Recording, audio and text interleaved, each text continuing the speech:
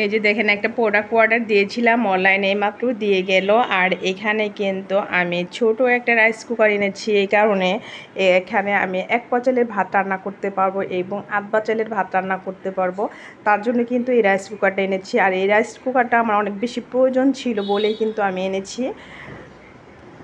আর ছোট তো দেখতে অনেক বেশি সুন্দর লাগতেছে, কিন্তু এটা রান্না করতেও ভালো লাগবে আমার কাছে। আমি একটু ভিতরের অংশটা দেখাই আপনাদের। এই যে ভিতরের অংশটা দেখালাম, ভিতরের অংশটা কিন্তু অনেক সুন্দর এবং এটা কিন্তু আমার কাছে একটু ভালো লাগতেছে, যেহেতু আমি ডায়েট করি আমার জন্য অনেক বেশি সুবিধা হয়েছে। এটাই কিন্তু আমি 1 পা চালের ভাত রান্না করতে পারবো, 8 পা চালের ভাত রান্না করতে পারবো এবং আমি ডিম পোস্ট করেও খেতে পারবো। সব মিলে একটু সবজি রান্না করতে পারবো।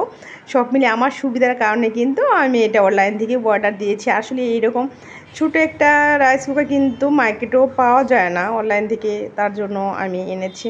ভালোই আছে, খারাপ না।